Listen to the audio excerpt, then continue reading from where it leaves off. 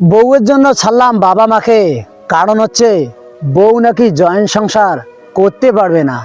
কি করবেন ভাই, দুঃখের কথা, আলাদা না খাইলে বউ যে থাকে না। এখন বউয়ের কথা মানিয়া হইলও আলাদা। এখন কি করবেন ভাই, কষ্ট করে কিছু করে কামার চেষ্টা করতেছি, তাই আলাদা হয়ে সংসার আমাদের ভালোই চলছে।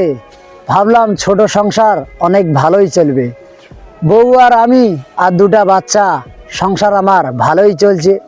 গাড়ি হইলো, বাড়ি হইলো, সবই হইলো, কিন্তু দুঃখের বিষয় ভাই, আমার কিছুদিন পর শুনতে পেলাম বউ আমার রইলো না।